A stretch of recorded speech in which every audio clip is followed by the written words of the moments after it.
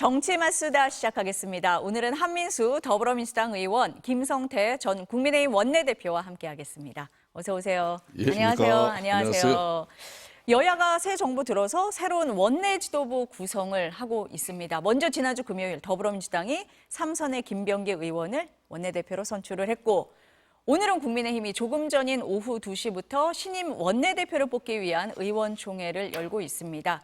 김성원, 송원석, 이현승 의원 3파전인데요.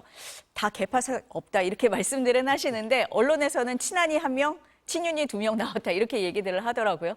대체로 그렇게 보는 게 대체로 보는 게 맞습니까? 맞아요. 어떻습니까? 지금 와서 뭐 네. 친윤 색채 뺀다고 하루아침에 빼집니까 그게. 네. 그러니까 이제 아마 1차에서 가반수는 저렇게 되면 쉽진 않겠죠.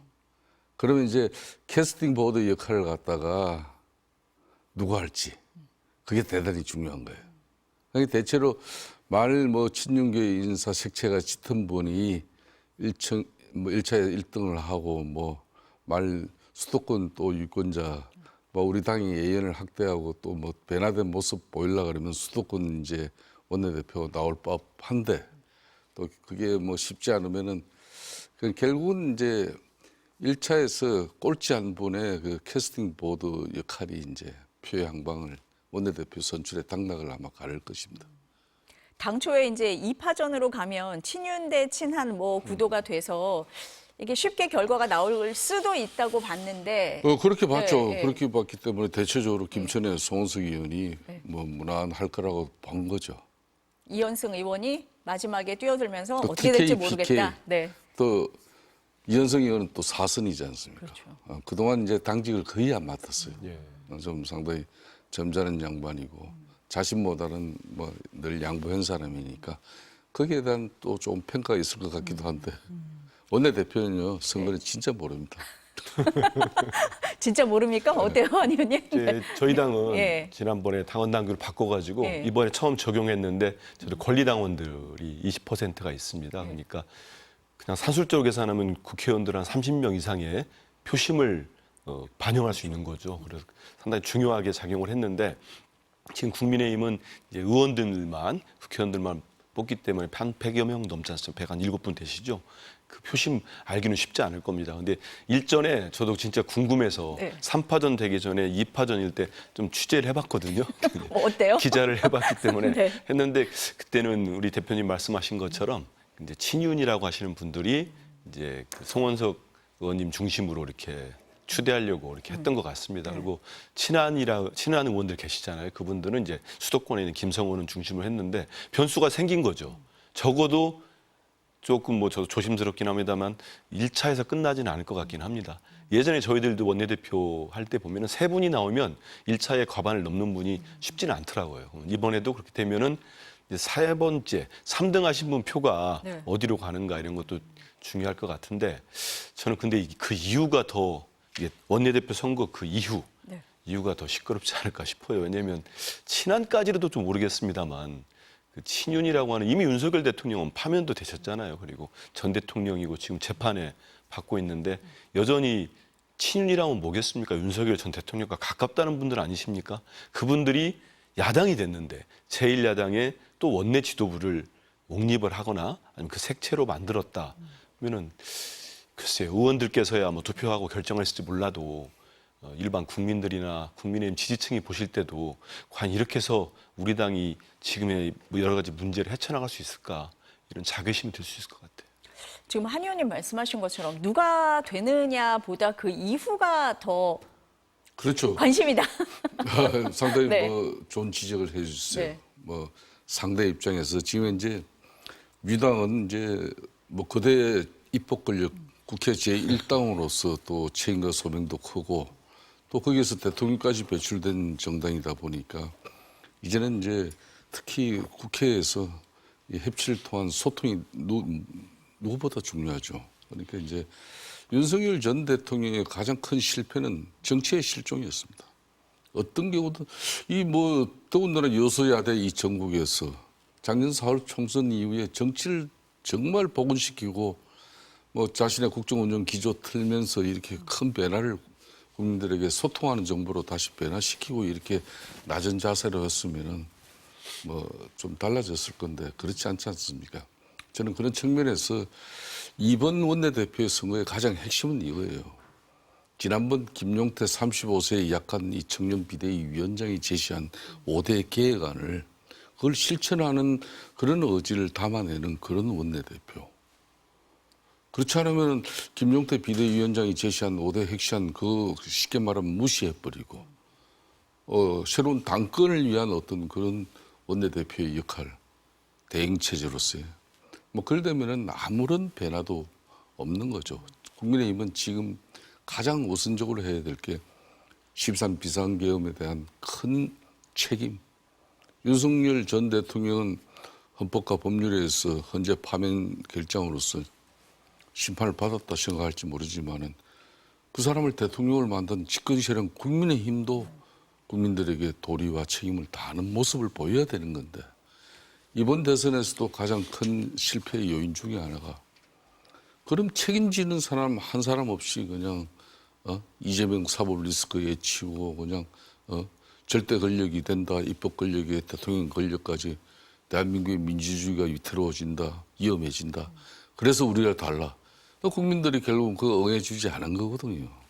저는 그렇다면은 오늘 원내대표 선출되더라도 첫째, 둘째도 당의 자정노력입니다. 정말 책임질 사람 책임지고 윤석열 전 대통령의 접근 세력들이 두 번 다시 정치 전면에 세우지 못할 정도로 그런 결기를 보이는 그런 원내대표가 돼줘야죠. 지금 대표님 말씀하신 것처럼 원내대표가 누가 되느냐에 따라서 김용태 비대위원장 거취하고도 지금 맞물려 있거든요. 임기가 이달 말에 끝나잖아요. 김용태 비대위원장이 오늘 오전에 그래서 기자회견을 했는데 어떤 얘기를 했냐면 신임 원내대표가 5대 개혁안에 대해 당원 여론조사를 실시해 준다면 결과와 상관없이 사퇴하겠다 이런 얘기를 했어요. 그러니까 대표님 말씀하신 것처럼 쇄신 변화, 개혁이 있어야 된다 이런 요구인 것 같아요. 어떻습니까? 몇 가지 항이 있었죠. 네. 뭐 9월에 전당대회를 하자 이런 얘기도 있었는데 저는 결과는 봐야 되겠습니다만 지금 이제 언론이 대체적으로 보는 결과를 보면은 지금 김용태 비대위원장이 얘기하신 거 그거를 받아서 추진할 만한 원내대표는 나올 가능성이 좀 낮은 것 같습니다. 저는 그 핵심 중에 하나가 우리 대표님도 말씀하셨습니다마는 탄핵 반대 당론을 무효하자는 거 그거를 아마 지금 국민의힘 의원들은 선뜻 찬성하지 않을 것 같아요. 그럼 결국 그 얘기는 뭐냐면 친윤 쪽, 친윤의 색채를 가진 원내대표가 당선될 가능성이 높다는 거죠. 그럼 저는 바로 되는 순간 김용태 위원장이 5대 개혁안을 하자. 그리고 뭐 당원조사까지 하자. 그러면 물러나겠다까지 본인은 또 이제 자기 거취를 두고 또 승부수를 던진 거예요. 근데 저마저도 받지 않을 것 같습니다. 받지 않는다는 얘기는 이제 바로 그 지금 정해진 임기까지만 하고 그 얘기는 뭐겠습니까? 이제 전당대회를 하는 기간 동안에 본인들이 입맛에 맞는 좀 표현이 그렇습니다만은 그런 새 원내대표가 당권을 또 이제 줄 수 있도록 기반을 닦겠다는 얘기거든요. 그런 모습들이 지금 국민의 전반적인 여론, 또 김용태 비대위원장이 당원 여론조사를 던졌을 때는 당원들의 민심들, 당심들도 일반 국민들과 같을 거라는 지금 생각을 하는 거 아닙니까? 근데 그마저도 도외시하면서 그냥 친윤 색채가 강한 분이 원내대표가 되고 또 거기에서 또 당권을 만들어낸다고 하면은 김용태 비대위원장 바로 이제 그만두겠죠. 그럴 경우가 제가 볼 때 상대당이 미안합니다만은 국민의힘이 최악으로 가는 길이 아닐까 이런 생각이 듭니다. 대표님은 어떻습니까? 김용태 비대위원장이 오늘 아침에 이런 기자회견까지 했거든요. 본인 입장에서는 당의 미래가 얼마나 참담하고 또 우려되면은 저는 약간의 비대위원장이 저런 결심까지 하겠습니까? 좀 전에 하님께서도 이렇게 잘 지적을 했습니다마는 국민의힘 입장에서는 대선에서 참패를 하고도 합리적 보수 정당으로서의 그런 큰 변화를 쇄신과 또 자정 노력을 통해서 만들어내지 못하면은 아마 국민들한테 이렇게 완전히 외면받는 그런 정당이 될 수도 있어요. 그러니까 이제 국회 지금 현재 입법 구도도 보면은 절대 여도의 야수지 않습니까? 대통령 권력, 통치 권력도 이제 미당에서 배출한 대통령이 가지고 있고. 그러니까 이제 이 여도의 야소에서 국민의힘 의원들은 이 170명 가지고 그대 민주당이나 대통령을 상대로 싸워서 절대 못 이깁니다. 유일하게 이길 수 있는 것은 국민적 신뢰와 지지를 확보하는 길이에요. 국민적 신뢰와 지지를 확보해서 그 동력으로 민주당의 일방 독주를 또 견제도 하고 또 정부를 때로는 건전하게 비판하면서 대안을 제시하고 이렇게 돼야 국민들로부터 신뢰를 받는 건데 그러기 위해서는 먼저 우리 당의 자정 노력이 중요하단 말이에요. 사실상 이재명 대통령을 6월 3일 날 이재명 대통령과 민주당이 절대적으로 국회에서 다수 의석 가지고 잘하고 또 이재명 대통령이 정말 그렇게 대통령이 될 정도로 그렇게 야당 대표로서 좋은 의정 활동을 할 계제를 만들어주지 않았잖아요. 전적으로 윤석열 전 대통령과 국민의 힘이 국민들로부터 예면받은 그런 쉽게 말하면 행위만 했기 때문에 이 모든 걸 다 줘버렸단 말이에요. 그러면 당연히 국민의힘 내부를 먼저 수술을 해야 되는 게 우선순위인데 그 수술은 빼놓고 계속 그냥 이재명 대통령 공격하고 민주당 입법 독단한다고 비판하고 우리에게 지지를 해달라. 그런다고 국민이 누가 지지를 해주냐면 여기에는 반드시 책임이 뒤따라야 되는 거예요. 윤석열 대통령과 최소한 윤석열 측근의 호가 호의 세력들 일부 몇이라도 다음 총선 불출마를 하고 이선 후퇴를 하고 제가 지난번에도 언뜻 자유당 시절에도 이승만 대통령 하야하고 난 다음에 그 섀도가들도 다 또 나머지는 군사법정에서 다 그냥 심판을 받고 그런 거거든요. 그런데 2017년 때 박근혜 대통령 탄핵 때도 그랬어요. 그러니까 그때 친박 세력들이 다 이선 후퇴하고 정치적 책임을 지면서 그래서 우리는 빼저린 자정 노력 속에서 5년 만에 지난 2022년 3년 전에 윤석열이라는 사람 대통령을 만들 수 있었는데 지금은 그런 어떤 양심이나 이 정치적 도의라는 걸 깡그리채 지금 무시하고 가는 거예요. 저는 그것 때문에 참 앞으로 이 정말 보수 회복이 쉽지 않겠구나 이런 큰 걱정을 많이 하고 있죠. 처음 원내대표 국민의힘에서 이제 선거 열린다고 할 때 그때 언론 지상으로 사실 마음이 있었던 것 같아요. 그분들이 친윤의 다선들이 있었지 않습니까? 그리고 지난번에 윤석열 전 대통령 지키겠다고 관저가서 스크럼 짜신 분들 그분들 이름이 제일 먼저 나왔거든요. 근데 그러고 난 다음에 지금 여론 모습을 한번 보십시오. 그 특정 수치는 얘기 안 하겠습니다만은 탄핵 직후보다 더 떨어졌다는 거 아닙니까? 그래서 저는 그런 여론이 모르겠습니다. 국회의원들 사이에서도 만약 위기의식을 느낀다면은 오늘 다른 결과가 나올 수도 있겠죠. 하지만 지금까지 저도 접하거나 우리 대표님 말씀이나 언론에서 보면은 여전히 그럴 가능성은 떨어지고 결국은 지금 윤석열 전 대통령과 그동안 행보를 같이 해왔던 분들 정말로 3년 만에 집권당이 정권을 내줬고 그것도 탄핵당했잖아요. 자기들이 배출한 대통령이. 그렇다면 정치적 책임을 지는 게 맞죠. 그게 지금까지 그렇게 해왔던 걸로 알고 있습니다. 근데 지금은 지는 게 아니고 본인들이 다시 또 뒤에서 또 수렴 청정을 하겠다고 나온 모습이기 때문에 저렇게 되면 그 국민의힘이 과연 저런 모습으로 1년도 남지 않은 이 지방선거를 칠 수 있을까 이런 생각이 듭니다. 대표님 이 부분은 어떻습니까? 안철수 의원이 새로운 원내대표가 특검 진행에 협조해야 된다 이런 얘기를 했거든요. 우리가 떳떳해야 남을 비판할 수 있다. 털고 갈 것은 과감히 털고 가야 국민 신뢰를 회복할 수 있다. 이렇게 얘기를 했어요. 요즘 안철수 의원이 상당히 제대로 해요. 역할을. 그동안 철수도 많이 하시고 또 많은 어려운 시련과 또 고난의 시간도 많이 보내고 또 이분처럼 할 말 있는 사람 없어요. 윤석열 대통령하고 공동정부 한다 그러고 양보했던 사람 아닙니까? 단일화해가지고. 그런데 이 흔히 말하는 친육 척근 세력들이 언제 안철수 의원 한번 제대로 대접하는 거 봤습니까? 그럼에도 불구하고 이분은 지난번 탄핵 정국에서도 자기 소신으로 국회 본회의장에서 자기의 모습이 있었던 것이고 그 이후에 또 후보 지금 현재 강제 교체 그렇게 하고 그런 과정에 사실상 지난 대선 6월 그러니까 5월 11일이죠, 그죠? 입후보 등록 이후에 네. 처음에 김문수 후보는 우리 유세차에 그냥 사진도 이름도 없었어요. 그런 당이었지만은 안철수 당시 의원이 앞장서서 그래도 나름 역할을 하고자 했던 그런 모습들이 우리 당원들에게 좋은 모습으로 비춰져요. 그러니까 안철수 의원이 김용태 비대위원장이 제시한 저 5대 핵심 계획안을 조건 없이 원내대표 누가 되더라도 저걸 실천해라. 그래야 우리가 다시 쓴다. 그 이야기거든요. 저는 전적으로 동의합니다. 그래서 이게 만일 원내대표 누가 되든 또 친윤의 어떤 그런 배후 조정에 의해 가지고 저 김용태 5대 계획안을 갖다 또 뭐 영두삼위로 만들어버리고 뭉개버리면요. 우리 당원들이 결론은 봐 고비마다 우리 당원들이 우리 당을 또 살려요.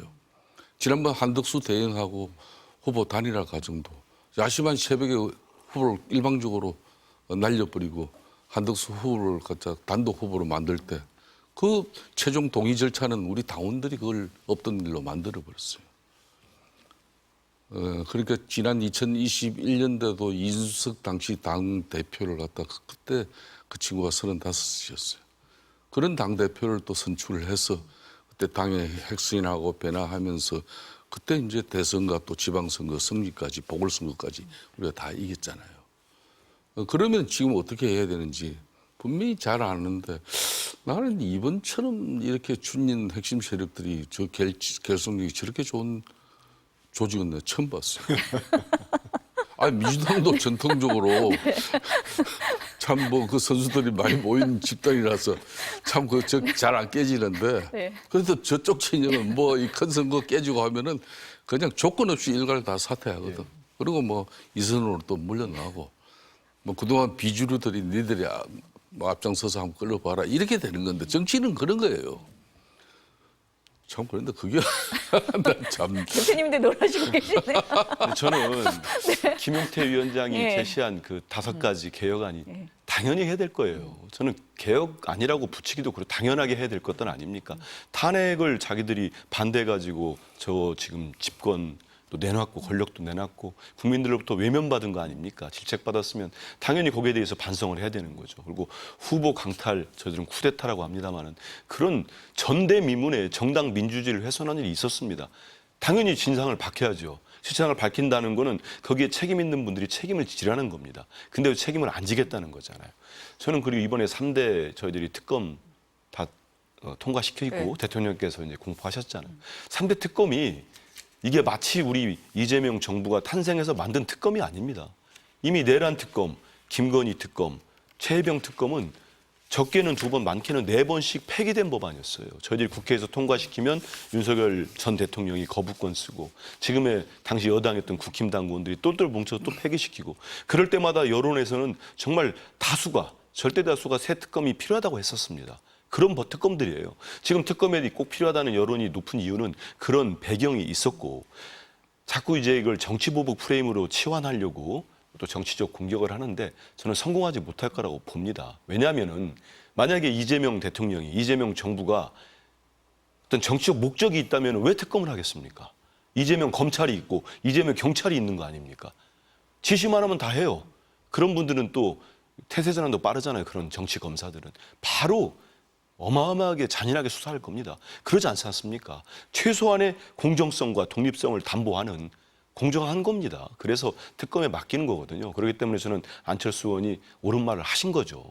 이게 받아들이는 게 맞는 거지. 지금 출범한 지 2주도 안 된 정부에서 그 권한을 다 내려놓겠다. 그리고 특검으로 하겠다. 하는데 그걸 반대하는 거는 명분이 없지요. 본인들이 독소조항이라 하는 것도 우리 대표님 잘 아실 겁니다. 예전에 그 권력에 문제가 생기면 그 대통령이 속한 교섭단체는 특검 추천을 안 합니다.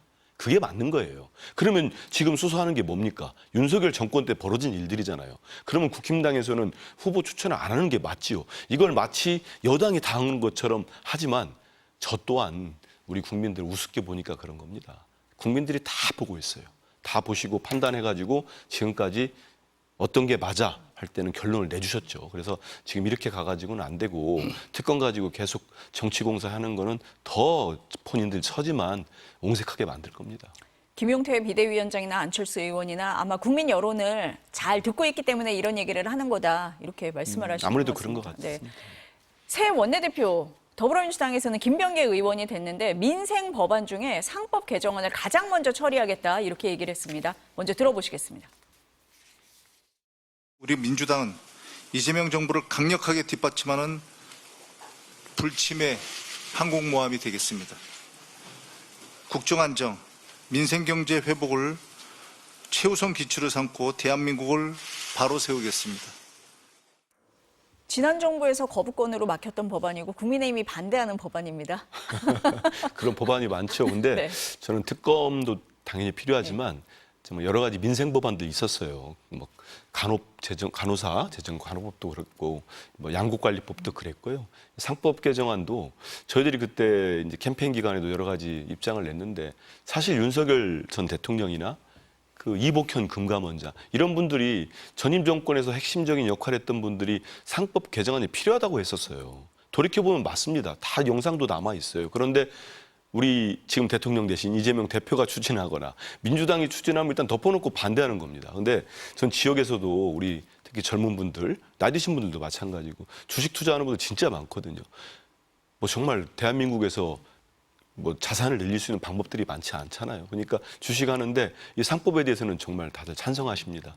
꼭 해달라고 합니다. 그래서 이건 당연히 해야 되죠. 그리고 지난번에도 다 알아보시면 알겠지만 그 재계에서도 여러 가지 의견 내고 난 다음에 저희들이 추진하는 법에 의해서 그렇게 반대하지 않았습니다. 그런 것들이 있거든요. 아니 주주 의무를 이제 주주와 환원하고 더 넓힌다는 거에 대해서 누가 반대하겠습니까? 그래서 반드시 필요하고 저희들이 당에다가 코스피 5천 특위도 만들었거든요. 그리고 지금 우리 대통령, 우리 이재명 정부 들어선 이후로 오늘도 좀 많이 오르는 것 같습니다. 그래서 국민들 좋아하시고 하는데 상법 개정안은 꼭 통과를 하는 게 맞다 이런 생각합니다. 어떻습니까, 대표님? 뭐 이재명 정부의 가장 경제 활성화 정책 중에 이제 뭐 핵심으로 이제 코스피 5천을 만들면서 그러니까 이제 1,400만 이 주식 투자인 거 이분들이 이제 한국 증시에서 쉽게 말하면 이렇게 좋은 어떤 입장이나 또 판단을 가지지 못하고 자꾸 해외 증시에 이렇게 눈을 돌리는 이것도 국가적으로는 참 안타까운 일이죠. 뭐 그런 측면에서 이제 이 상법 개정을 통해서 이제 쉽게 말하면은 막 이 기업의 이익을 또 뭐 일정 부분 소액 주주들에게 또 돌려주는 그런 측면. 또 그러다 보면 이제 기업의 투명성도 강화되고 이런 부분에서는 효과도 있습니다만은 지금까지의 이제 방식에서 기업들이 또 자신의 기업의 어떤 그런 권리라든지 또 요즘 뭐 지배구조 이게 여차 잘못하면 흔들려가지고 기업이 또 큰 혼란을 또 가져갈 수도 있거든요. 그런 측면에서 뭐 많은 우려를 하고 있습니다만은 상법 개정안도 이건 여야 간에 저는 협의를 좀 더 해 들어가면은 민주당도 조금만 좀 약간 거친 부분에 대해서는 좀 빼고 또 기존 국민의힘도 이 상법 개정은 우리는 수용하지 못한다. 물론 이제 너무 그동안 우리 국민의힘은 친기업 정서를 가지고 그냥 뭐 기업에 좀 이런 좀 뭐 약간 부담이 될 수도 있는 그리고 주주들이죠. 오너들에게 부담이 될 수 있는 부분은 그냥 무조건 배제하는 그런 원칙은 저는 철회할 필요가 있다 봐요. 이제 야당이 됐으니까 국민의힘은 사회개혁 정당이 되는 겁니다.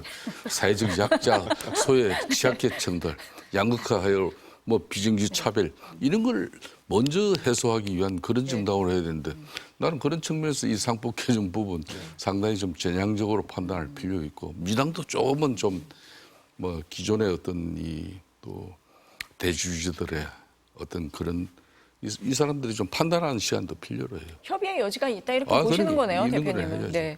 지금 또 하나 첨예한 게 법사위원장인 네. 것 같아요. 정청래 법사위원장이 당대표 출마 선언하면서 지금 자리가 비었잖아요. 국민의힘은 달라, 민주당은 못 준다 이런 것 같은데요.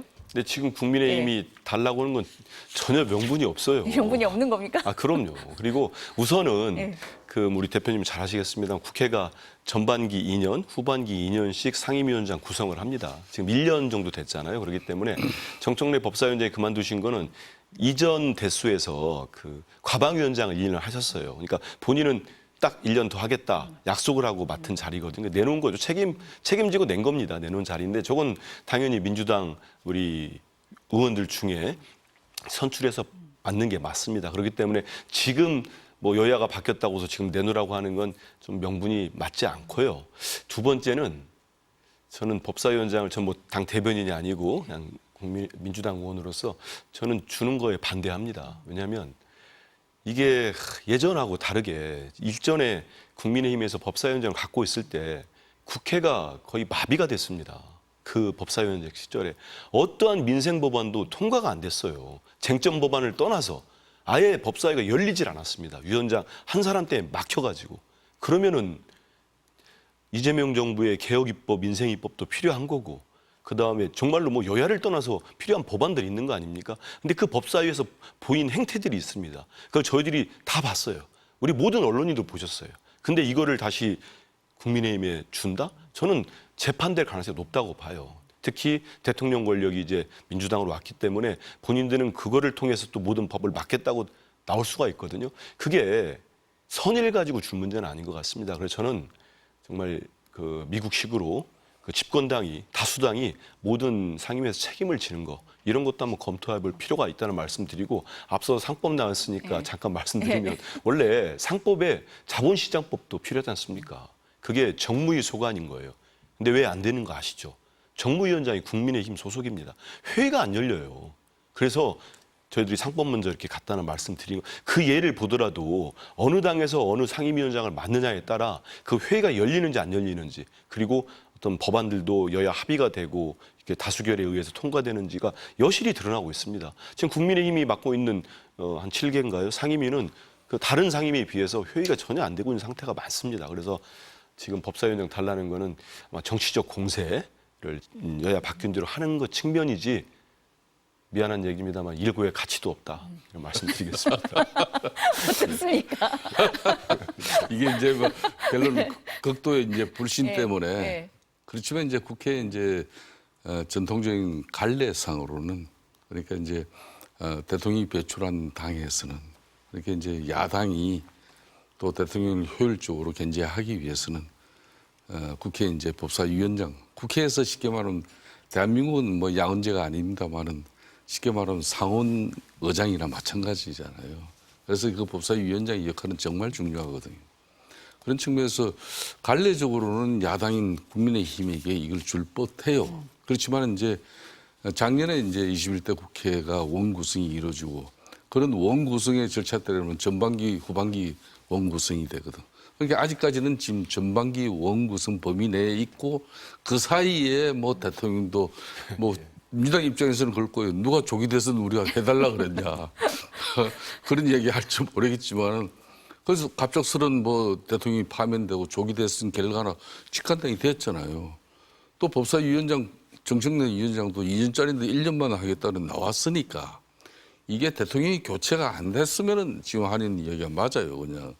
근데 이제 교체가 되고 더군다나 절대 입법 권력의 중심이 민주당입니다. 그것도 뭐 지금 야당 지금 국회에서 170석 게임이 안 돼요, 그러니까 법사위원 거의 3분의 2가 민주당 의원이니까 법사위원장을 줘가지고 그럼에도 불구하고 과거처럼 너무 그냥 뭐 의사 진행이라든지 법안 처리에 있어 가지고 뭐 상식적인 그런 행위가 이루어지지 않을 때는 뭐 위원장을 갖다 뭐 교체하든 말든 그렇게 하더라도 이제 이재명 대통령과 함께 거대 입법 권력 민주당이 국회를 이제 소통과 배려로 협치 정국을 위한 차원에서 저는 결심을 한번 해볼 만해요. 그런데 그것도 제가 끝에 꼭 붙이는 거죠. 국민의힘이 그런 자신들의 요구가 힘을 받으려면 국민적 신뢰를 확보해야 됩니다. 지금 국민적 신뢰가 확보 안 된 가운데 물리적으로 국회에 이제 간섭, 관례를 가지고 법사위원장 우리 달라. 이게 민주당이 쉽게 안 들어주죠. 그래서 제가 뼈를 깎는 자정 노력을 해라. 여기에 국민들이 이제 그래서 당신들 응원하고 저는 야당의 목소리를 갖다 대통령이나 민주당도 일종 존중해라. 그런 여론이 형성될 때 민주당이 법사위원장 내주는 겁니다. 지금은 잘 안 주려고 그럴 거예요. 21% 하고 있는데 네. 지금 뭐 잘 해주려고 그러겠습니다. 대표님 말씀 들어보니까 국민의힘이 가져오기가 쉽지가 않을 것 같습니다. 지금 이제 인사청문회 절차가 이제 시작이 되고 있습니다. 김민석 국무총리 후보자 얘기를 좀 해보겠습니다. 좀 몇 가지의 의혹이 제기가 되고 있고 야당에서 문제 제기를 하고 있습니다. 금전거래, 학위, 아빠 찬스 의혹 뭐 이런 얘기가 나오고 있는데 김 후보자가 오늘 새벽 본인의 SNS를 통해서 일단 해명을 내놨습니다. 채무는 다 갚았다. 외국 학위, 증빙 다 있다. 입법 활동을 아들 대학 입시에 활용하지는 않았다 이런 얘기를 했습니다. 김 후보자가 오늘 출근길 기자들 질문에는 이렇게 답했습니다. 먼저 들어보시겠습니다. 후보자님 안녕하세요. 야당에서 씨와 그 10명에게 허위 차용증을 쓰고 자금을 지원받았다는 의혹이 제기됐는데요. 누가 질문하셨죠? 네, 야당에서 허위 차용증이라는 그런 허위나 확인되지 않은 용어를 쓰는 것을 주의하시는 것이 좋을 것 같습니다. 그 돈을 빌려준 분들이 교회에 정치 자금을 지원했다는 후원했다는 의혹도 있는데요. 먼저 대표님 말씀 듣고 해명을 듣는 게 나을까요? 네, 어떻습니까? 이제 김민석 총리 후보 예. 내정자가 낭인 생활을 많이 했어요. 쉽게 말하면은 2008년 이후에 그냥 18년 거의 가까이 낭인 생활을 했죠. 당연히 생활이 쪼달립니다, 정치인들이. 그러니까 이제 일정 부분 뭐 좀 가까운 지인으로부터 정치 자금 이제 스폰을 받은 거는 사실이죠. 그게 이제 2002년, 2007년, 뭐 2008년 이렇게 3년에 걸쳐 가지고 다 이제 정치자금법 위반으로 최종 대법원에서 이제 뭐 500만 원 벌금형도 확정되고 또 7억 2천만 원 이런 추징금도 나왔잖아요. 그런데 이제 그런 이제 김민석 이제 지금 이제 총리 내정자를 갖다 후원하고 지원한 그 스폰이라는 게 강모 씨인데 올해 68살 되시는 분인데 이분은 아마 선의적으로 뭐 젊은 정치인이 어려움 당하니까 좀 도와줬던 것 같아. 또 김민석 지금 총리 내정자가 미국에 지금 가 있는 동안에 한 1년 9개월 동안에도 한 달에 450만 원 정도 그래도 처자식들하고 거기서 생활을 해야 되는 거 아니냐 이렇게 그런 것들이 이제 결론은 정치자금법 위반으로 다 걸린 거거든요.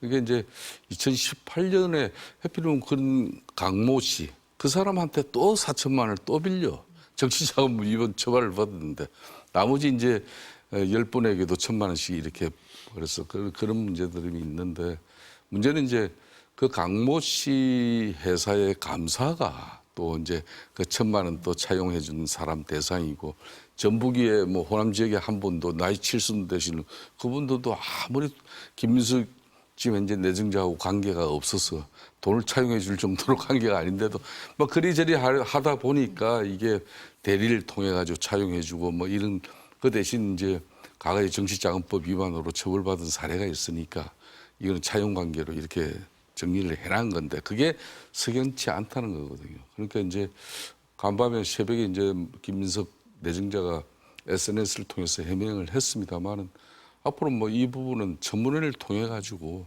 좀 더 세밀하게 좀 따져보고 다만 이제 그 아들의 이제 그 동아리에서의 이제 그 법안을 만든 그 부분은 이제 자신도 이제 법안 발의에 같이 공동 참여가 했고 그 법안 발의 이제 저도 뭐 국회의원 경험할 때 많은 고등학교, 대학 뭐 이렇게 대학생들이 이런 뭐 민생 법안 학교 또 교정에서 달라져야 될 내용 이런 것들 많이 생활 법안 이런 것들 제안해 와요.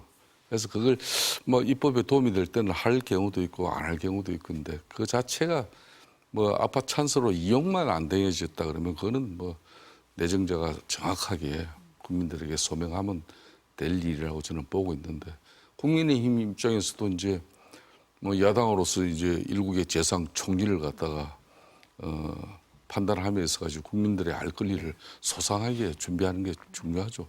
박근혜 전 대통령 시절에는 총리 내정자가 2분을 낙마를 했어요. 한 사람은 안대희 당시, 두 번째는 문창극. 이 두 사람이 낙마하면서 세 번째 총리를 개우 간택을 받았거든요. 그렇듯이 참 어려운 겁니다. 그런 측면에서 김민석 총리 내정자도 막 어려운 시절에 자신이 본인이 좀 신세진 사람한테 받은 거다. 이게 뭐 솔직하게 이야기하고 뭐 법에 위배되지 않는 선상이라면은 국민들에게 양해를 구하는 그게 저는 더 좋지 않겠냐 이렇게 보고 있습니다. 민주당에서는 어떻게 보고 계십니까? 그 당에서는 예. 우리 당에서는 큰 문제는 없다고 보고 있습니다. 그리고 지금 이제 그 김민석 후보자도 정말 끈질기게 채무를 다 갚았다. 저는 여기에 상당히 설득력이 있고 맞는 것 같아요. 그 본인도 오늘 아침에 본인이 넘버링까지 했습니다. 차례대로 입장을 내겠다는 거죠. 그렇게 입장을 내고 좀 전에 대표님 말씀대로 이제 청문회 하면은 그 보통 본인 하루하고 총리 같은 경우는 그 다음 날은 관련된 이제 증인 참고인들이 오거든요. 그럼 지금 김민석 후보자 같은 경우는 본인의 어떤 정치자금 수사에 대해서 정치적 음모가 있었고 정치 탄압이 짙다고 주장하고 있는 거 아니겠습니까? 그리고 다 불러도 좋다고 했잖아요. 그러면 여야 합의로 청문위원들이 채택을 하면 됩니다. 그러면 증인 참고인 와가지고 둘째 날 그 입증을 하면 됩니다. 거기에서 만약에 김민석 후보자가 지금 말씀하시는 내용이 거짓으로 드러난다면 그건 못 견딜 거예요. 하지만 지금 얘기하는 거 보면 저는 상당히 신뢰성이 높아 보입니다. 그리고 아까 말씀대로 그 지금 사선 의원이고 본인이 의정 활동을 하면은 당연히 이제 뭐 세비도 받고 있는 거 아니겠습니까? 근데 지금까지 집안채가 없고 이 나이에 재산이 2억이 채 안 돼요. 그러면 실제로 끈질기게 다 갚은 것 같아요. 제가 봐도. 그 채무 부분에 있어서. 그리고 본인은 억울하지만 그때 처벌받은 이력이 있지 않습니까? 그런 상황에서 새롭게 정치를 또 하고 지금의 이제 총리 후보자까지 되셨는데 그걸 또 좀 불투명하게 했다? 저는 믿기지가 않습니다. 그래서 오늘 이제 1차 정치자금법 사건에 대한 해명을 쭉 하셨어요. 그리고 두 번째는 2차 그다음에 이렇게 쭉 했기 때문에 네. 되게 이분이 치밀한 사람입니다. 그래서 쭉 내면은 지금 뭐 국민의힘이 저런 정치적 공세를 하지만 다 해명이 될 것 같고 특히 이제 아빠 찬스라는 부분은 보통 경우에 이제 그런 건 정서적으로 우리 국민들이 받아들이기 쉽지 않은 대목들이 있잖아요. 근데 차분하게 본다면 과연 김민석 후보자가 국회의원으로서 본인의 이런 뭐 권한이라 정말 이런 지위를 이용해서 아들이 대학 입시하는데 부정한 영향을 미쳤다. 그렇다면은 그거는 위법이 되겠죠. 근데 본인은 전혀 그런 거 없다고 자신 있게 내놨기 때문에 그런 부분들을 좀 가리면 지금은 이제 야당이 막 돼가지고 공세를 하지만 우리 국민들이 또 판단하실 것 같습니다. 또 하나는 이제 국힘당한테 우리 국민의힘에 좀 부탁드리고 싶은 건 지난번 3년 전에 윤석열 대통령 처음 그때는 인수위까지 있지 않았습니까? 2달의 인수위도 있었고 한덕수 당시 총리 후보자 내놨을 때 한덕수 총리 얼마나 많은 문제가 있었습니까? 그 금액이 막 튀어나오는 거 보면은 뭐 상당한 액수가 차이가 컸어요. 무슨 뭐 제대로 회의도 몇 번 하지도 않고 몇십억 원의 뭐 돈을 받았다. 뭐 논란이 크지 않았습니까? 그때 어떻게 됐습니까? 저희 민주당이 거대 야당이었죠. 하지만 다 새 정권 출범할 때 협조하겠다. 그런 거 다 인준해 줬습니다. 그래서 저는 국민의힘이 지금 뭐 조기 대선이가 됐고 본인들도 뭐 계산하지 않았는 예기치 않았던 정권을 뭐 상실했겠습니다마는 지금 새 정부에 대한 국민들의 어떤 기대도 크고 지금 인수위도 없이 시작하지 않았습니까? 우리 대통령은 2주도 안 돼가지고 지금 캐나다로 출발까지 했지 않습니까? 본인들이 저지르는 게 너무 많잖아요. 이럴 때는 좀 협력을 하는 것도 좋다. 그리고 저런 의혹 제기를 하시는 건 좋습니다. 하도 뭐 해명도 들어보면은 본인들이 볼 때도 이거는 뭐 설득력 있으면 철회도 할 필요가 있고요. 또 그래도 해석이 안 된다면은 청문회 때 국민들 지켜보는 데에서 또 물을 수도 있는 거니까요. 대승적으로 김민석 후보자에 협조를 해줬으면 좋겠다. 이런 말씀 드립니다. 인사청문 과정에서 해명이 될 거다. 이렇게 그럼요. 보시는 예. 게 민주당의 입장이신 것 같습니다. 또 한 명, 그 국정기획위원장, 이한주 국정기획위원장에 대해서 국민의힘에서 부동산 투기 의혹을 제기하고 있잖아요. 이건 어떻습니까? 그러니까 이제 국정기획위원장은 이재명 정부를 앞으로 이제 5년 동안 이제 국가 운영을 전체적으로 설계하는 아주 중요한 위치에 계신 분이에요. 또 이분은 이제 뭐 경기도개발연구원장도 하시면서 이재명 지금 대통령의 가장 핵심 브레인이에요. 이 이상 없습니다. 저도 개인적으로 뭐 이분 성품도 좀 알고 있습니다만은 그러니까 이제 본인이 정책 브레인으로서 그 역할은 아마 지금까지 충실히 너무나 잘 해왔지만은 자신들의 가족들과 또 자신의 미래를 위해서는 너무 또 이게 뭐 준비를 너무 잘한 것 같아요. 그러니까 부동산 관리를 위해서 가족 법인까지 만들어 가지고 그러니까 그 애들 뭐 생일 때 이렇게 집을 아파트를 하나씩 이렇게 정리를 해준다든지 예? 참 대단한 경제력을 가진 거죠. 그러니까 이제 민주당 인사들 중에서는 대체적으로 옛날에 민주화 운동이라든지 또 노동운동 뭐 이런 인권 환경 운동가들은 좀 가난해요. 또 그렇지만 이렇게 또 경제활동 준비 잘해가지고 이런 또 기반을 갖춘 사람도 있어요. 이런 분들이 자신이 보유했던 부동산 이 자체 그걸 갖다 정상적으로 투자해가지고 뭐 이익을 실행한 부분 가지고는 누가 시비를 걸겠습니까? 다만 부동산 전체를 투기 내지는 이 부의 대물림으로서 비정상적인 그런 이제 변칙으로 탈법으로 세금을 갖다 탈루했다든지 이런 게 있다면은 그 부분에 대해서는 아프게 문제를 제기해야 되는 것이고 이 역시도 대통령이 임명한 위원장이니까 이것도 뭐 청문회 이분도 청문회하죠. 국정기획위원장은 안 하네. 임시 60일만 하시는 예, 거죠? 그렇죠. 네, 네. 그 다음에 네. 이제 뭐 인수위 정부에서 인수위 역할을 하는 거죠. 위원장 네. 역할인데 다른 자리를 이제 뭐 네. 임명직을 받게 된다면 청문회를 하거나 그럴 수 있는데. 요거는 요 정도로 해야지 못합니까? 근데 이 사건이 네. 이 사건 보도를 제가 네. 처음 접했을 네. 때 어떤 기시감이 있더라고요. 본 것 같은데 그리고 찾아보니까 21년도 4년 전이죠. 그때 지난 대선에 이제 그 경선 이루어질 때 당시 이한주 지금 이제 국정기획위원장이 캠프의 정책본부장을 맡았었습니다. 막 맡았다고 발표됐는데 이 비슷한 보도가 있어가지고 그때 이제 책임지고 캠프 본부장직에서 사임을 했지요. 근데 이제 그 좀 전에 말씀 나오신 대로 어떤 미성년 아이들에게 생일날 부동산을 줬다. 그 자체로만 보면은 이게 뭐지? 되게 어떤 불쾌하거나 그런 국민들도 있을 거라고 봅니다. 하지만 말씀하신 것처럼 대표님 말씀처럼 이게 정상적인 과정을 거쳤고 증여세나 이런 것들을 제대로 냈다면은 저는 법적으로는 문제가 없을 거라고 봐요. 그래서 이한주 위원장도 현재로서는 짤막하게 입장을 내셨죠. 전혀 법적인 하자가 없고 다 했다. 그러니까 거기에 대해서 저는 믿고 있습니다. 그래서 그렇게 된다면은 국민들도 충분히 이거는 수용할 수 있겠구나 하실 거라고 봅니다. 그 조국 혁신당 조국 전 대표 사면 요구가 혁신당에서 나오고 있고 이화영 전 부지사도 본인을 사면해 달라라는 얘기를 공개적으로 했잖아요. 어떻습니까, 이 부분은? 일단은 저희들이 그 후보가 대통령께서 후보 시절에 마지막에 기자회견 할 때도 하신 말씀이 있습니다. 그때 어떤 사법개혁의 문제랄지 여러 가지 사회 곳곳에 개혁 문제가 나왔을 때 대통령이 딱 명확하게 말씀하셨죠. 지금은 국민의 먹고 사는 문제가 너무 급하다. 그래서 경제 회생하고 회생을 시키고 민생을 돌보는데 이재명 정부의 진력을 다하겠다고 하셨습니다. 그래서 저는 조국 혁신당 입장에서는 여러 가지 판단을 하겠습니다만은 이런 것들은 좀 너무 초반에 논란이 되는 것처럼 바람직하지 않은 것 같아요. 그리고 기본적으로 저는 대통령의 사면권은 역대 정부 때도 그랬고 제가 기자할 때도 그랬습니다. 사면권은 자제되고 엄격하게 쓰이는 게 맞습니다. 그리고 기본 조건들이 있습니다. 첫째가 국민적인 공감대가 있어야 되는 거예요. 그러지 않고 대통령이 본인의 친소관계에 따라서 그 대표적인 게 지난번 대표님 기억하시는 강서구청장 선거 아니겠습니까? 그런 국민들이 있을 수 없는 일이라고 하는데 대통령이 그걸 사면해서 어떻게 본인 때문에 치러지는 선거에다가 다시 공천을 하게 만듭니까? 저는 그런 사면이 있을 수가 없는 겁니다. 그래서 국민적 공감대하고 다 이루어지고 필요하다. 그렇게 이루어질 때 사면이라는 게 할 수 있다. 저는 그거 우리 대통령이 너무 잘하시기 때문에 그런 기준이 원칙이 될 겁니다. 어떻게 보세요? 그러니까 이제 사면은 조국 혁신당 입장에서는 조국 전 대표가 지금 현재 깜빵에 계시니까 정권도 교체됐겠다. 하루 빨리 사면 복권돼 가지고 자신들이 모시는 그런 정당의 또 당 대표가 되기를 강력하게 희망을 하죠. 좀 전에 이제 우리 한민수 대변인께서 상당히 참 저분은 국회 들어가기 전에도 이렇게 참 균형 감각을 잘 유지하는 그런 논평을 많이 하고 또 방송 패널로 활동도 많이 하시는데 저 이야기가 맞아요. 이 사면권은 대통령의 고도의 정치 행위거든.